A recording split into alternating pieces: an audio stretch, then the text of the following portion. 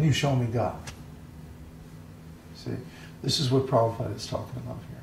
So now please use the word often in a sentence, having the meaning frequently.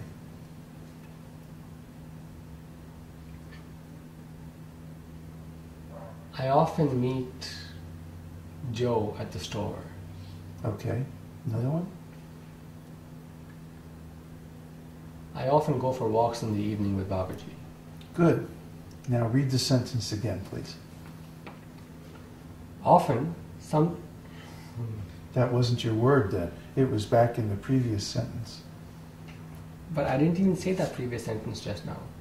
That's all right. It's still there in your memory. See, what's happening here is that he's actually going unconscious, and he's unable to read the next word properly because of the misunderstood word. See, misunderstood terms cause unconsciousness, and the best way to find that out is by reading aloud. But you can also understand that if you have the symptoms of misunderstood terms, for example, feeling dizzy, tired, spinny, weird, or maybe you have some somatic in your body and you feel uncomfortable, you have to shift your position or swallow or blink excessively, or you have a strange feeling that all of a sudden you want to put down your study and leave the room. Or you get angry at the person who's presenting and say, no, that's not true, and like this irrationally. These are all symptoms of misunderstood terms. Now, go back in the previous sentence and look for your misunderstood. For some reason, I want to say sometimes instead of someone. Often, sometimes, like that. I don't know why I want to say sometimes instead of someone. Because you have a misunderstood term previous to that. The previous sentence is, we are very proud of our eyes. Seems very simple to me. We are very proud of our eyes. Okay. So what's your misunderstood term? And maybe it's before that. The previous sentence is, lastly, our senses are imperfect.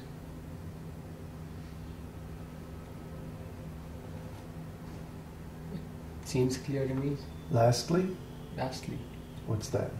As in he's talking about defect 1, defect 2, defect 3, and this is the last defect that he's talking about. Okay. What part of speech is lastly? I'm not so familiar with the different parts of speech. That's part of the definition. Okay? The definition of a word includes its meaning in the current context, the part of speech that it serves in the sentence, and its syntactical function in the sentence. Okay, so in this case, lastly means the last one of a series or number of things mentioned. Yes. Right, that's correct. But lastly, what does it modify?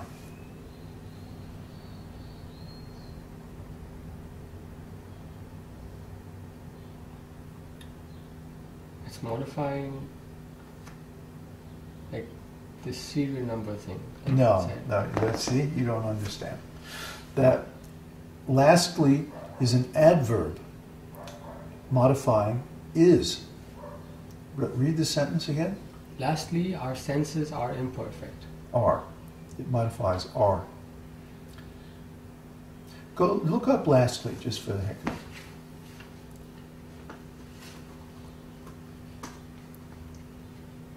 A lot of people have misunderstandings on English grammar and syntax, and because of that, they misunderstand not the word itself, but the function of the word in the sentence. This is a case of that. Oh boy, there's a lot of meanings for last. Okay, there's last. Last. And last. Can you find lastly? Yeah, lastly is, they've given this one meaning, which means it's an adverb. In conclusion, in the last place, finally. Okay, so lastly is an adverb. Then what does it modify? A verb. Exactly. So in this sentence, what does lastly modify? Are. Okay. Are is the word. Uh-huh. Now read the sentence again. Lastly, our senses are imperfect. Okay, use lastly in a sentence in that Same context, same sense.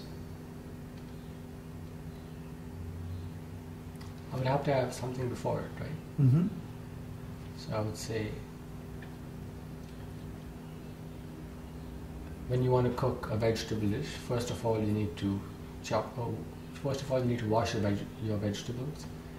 Secondly, you need to chop them up. And lastly, you need to put them in a pot and make them hot. Good. Another one?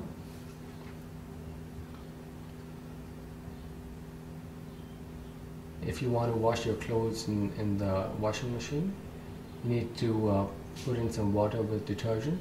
Secondly, you need to put the clothes in and let them soak for a while. And lastly, you need to adjust the settings on the washing machine and let it run. What does lastly modify in that sentence?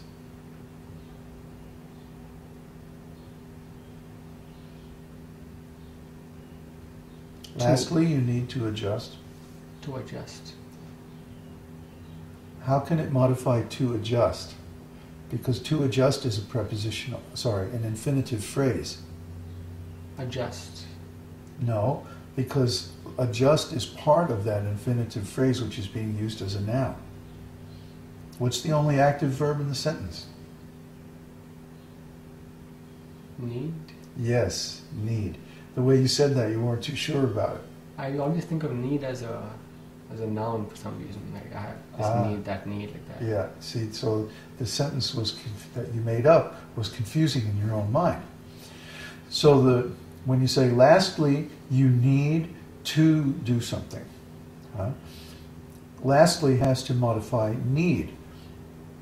See, because the sentence says, you are the subject, need is the verb, and to do something or other is the object. So the infinitive phrase to do or to wash or whatever it was in that sentence is actually acting as a noun. The object of the verb need. What do you need? Well, what do you need? You need to do this and that and the other thing. So lastly can only modify need because that's the only active verb. But why do I need to know like these grammar terms and like that? Because it's part of the definition of each word. And if you get it wrong, as you just experienced, you will stumble later on. You will see one word as being a different word. You actually fall unconscious of the actual reality. And then your mind dubs in a different reality. You see? It's like dreaming. It's like going into a trance or passing out. It's actual unconsciousness. Okay? And we define a traumatic experience as an experience that includes pain and or unconsciousness. You see? So because you're experiencing actually a mild trauma with every misunderstood term, this generates emotional charge. Just like a person that experiences a terrible suffering in war or something like that. Later on they'll get PTSD. What's that? Post-traumatic stress disorder. Where the stressful or traumatic experience that they went through keeps coming up in different circumstances. And with us, it comes up every time we encounter a misunderstood term. And then we start to experience the different somatic symptoms like a discomfort, like itching in the body, and then we have to move, and then, or our eyes blink, or they get dry, or start to water, or for some reason we have to interrupt our studies and go out, flee the location, you see, because we have come to identify this feeling of misunderstood terms with previous traumatic experiences that we had earlier in our lives. And in the case of someone who is just habitually like a nervous person and has some kind of speech disorder or like that, in that case the reason for the stumbling and so on and so forth is not necessarily misunderstood term. No, it's always misunderstood terms. Misunderstood terms are at the root of most mental illnesses. Try to understand. The only reason that a person goes crazy or feels that they have to run away or can't deal with a particular subject matter or stumbles is because of misunderstood terms. Okay? The emotional charge built up in these terms can be debilitating. And this is why most people can't confront the idea of looking up their misunderstood words, because it brings up all this emotional pain from the past. But if you do it, and you go through it, and you finish the exercise, you'll find that it will actually rehabilitate your education and your comprehension and your ability to apply the things that you study.